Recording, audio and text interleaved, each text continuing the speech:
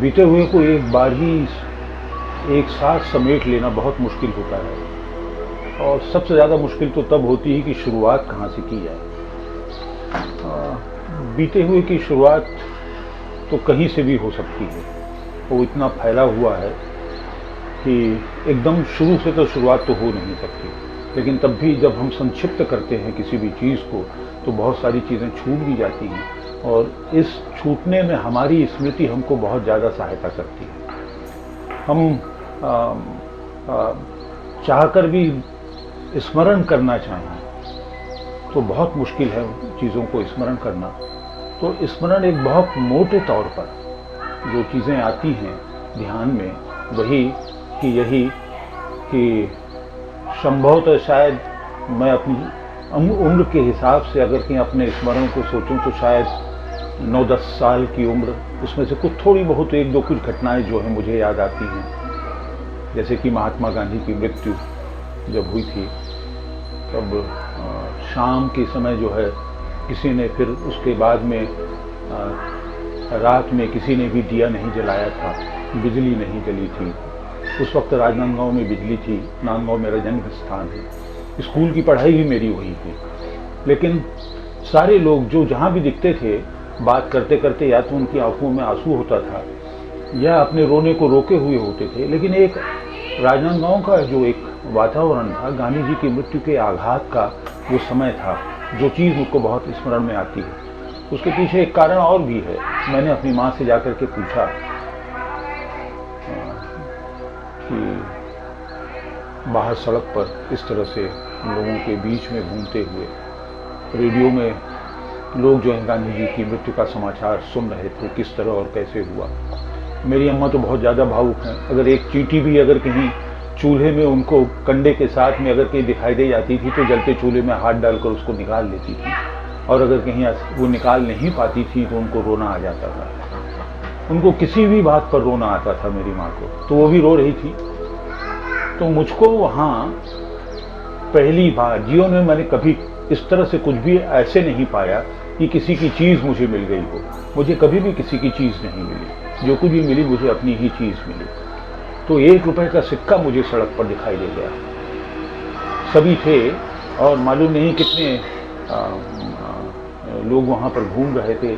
Krishna talkies के ठीक सामने मेरा घर है, वो हमेशा भीड़ भाड़ का इलाका रहा है। जब भीड़ राजनांदगांव में बिल्कुल नहीं होती थी, तब भी वहाँ पर कुछ न कुछ तो भीड़ तो होती ही थी, और अब तो बहुत ज़्यादा भीड़ सब जगह होने लगी है। तो मैंने अपनी माँ से पूछा कि अम्मा, मुझको ये 1 रुपए का सिक्का मिला है, इसका मैं क्या करूँ? तो अम्मा ने कहा कि इसको बाहर बोझा वाली घास लेकर के निकलती हैं, तो 1 रुपए का घास का बोझा लेकर के गाय के लिए घर के सामने डाल देना। तो ये चीज़ मुझे स्मरण है। तो कई बार मुझे अम्मा की कही हुई यह बात कि जो 1 रुपए का सिक्का मिला है, मुझे गाय के लिए घास खरीद कर उसे सड़क पर डाल देना, और गांधी जी का जो संदर्भ है, तो ये दोनों संदर्भों में मुझको ये लगता है कि इसमें ये संदर्भ कौन सा विशेष है कि जिसकी वजह से मुझे ये संदर्भ याद रहा। तो यह एक बड़ी घटना थी। तो मुझको ये लगता है कि मुझे तो 1 रुपए का सिक्का किसी दूसरे का पाना, और उसके बाद में मुझे कभी भी किसी दूसरे का कुछ भी नहीं मिला, इस तरह का तो बचपन बीता ही, क्योंकि पिता की मृत्यु बहुत पहले हो गई थी। मेरा ख्याल है कि मैं संभवतः 9 साल का रहा हूँगा, शायद तब पिताजी की मृत्यु हुई थी। और हम लोग अपने चाचा के, सबसे छोटे चाचा के संरक्षण में पले बढ़े, और अम्मा की सारी उम्र जो थी वो केवल इसी बात पर संयुक्त परिवार में बीती कि किसी तरह ये दिन कट जाए और हमारे बच्चे जो हैं और कुछ पढ़ लिख करके योग्य बन जाए। तो मेरी माँ का हम लोगों के लिए ही दिन कटा। मैंने कभी भी इस बात को महसूस नहीं किया कि मेरी माँ को उनको अपना कोई दिन भी मिला हो। तो मेरी माँ को कभी भी उनका कोई अपना दिन नहीं मिला। तो सारे दिन उनके हम लोगों के लिए ही थे, और इस तरह से मेरा बीता हुआ दिन है। मैं बार बार जो है अपने बीते हुए को बिना अपनी माँ का स्मरण किए हुए मैं पा नहीं सकता। और बार बार घूम फिर कर मेरा बीता हुआ दिन जो कुछ भी मुझको मिला है, मुझको उन्हीं के इर्द गिर्द ही मिला है और इसके अलावा मुझे कुछ भी नहीं मिला है।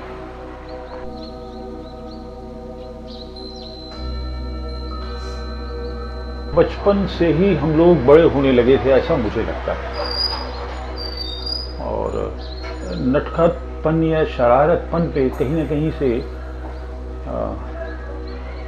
जो एक स्वतंत्रता का भास होता है, जो बचपना दिलाता है, सारी चीज़ों से दूर और उन्मुक्तता का भाव, वो शायद मुझ में कम रहा और सीमित रहा। लेकिन तब भी बचपना कहीं न कहीं से कूद कर तो आ ही जाता था, तो मैं भी कूदता था, छलांगता था, सब कुछ करता था और खेलता था। लेकिन कहीं न कहीं इन सारी चीज़ों में एक खामोशी और एक आड़ ज़रूर रहती थी। लेकिन तब भी अब जैसे कि उदाहरण के लिए मैं आपको ये बताऊं कि चूंकि हमारा जो घर है उसके ठीक सामने कृष्णा टाकीज है। अम्मा कहती थी कि जिस दिन मेरा जन्म हुआ था उसी दिन कृष्णा टाकीज का जो है उसका उद्घाटन हुआ था। और संभवतः अम्मा शौर से निकल करके आई होंगी, तो संभवतः मैं शायद 1 महीने का या 1.5 महीने का रहा होऊंगा, तब से मैं सिनेमा का दर्शक बना। वो ज़रूर मतलब मुझको लेकर के गई होंगी और उन्होंने जो है वहाँ पर कोई लगी हुई फिल्म को देखा होगा। मेरी अम्मा ने किसी भी फिल्म को कभी भी ख़राब नहीं कहा। हम लोग कभी भी जो फिल्म देख करके आते थे और आपस की बातचीत में जब ये कहते थे कि ये फिल्म अच्छी नहीं लगी, तो अम्मा को बहुत ख़राब लगता था। उनको शायद मेरे ख्याल है किसी को भी ख़राब कहना उनको अच्छा नहीं लगता था।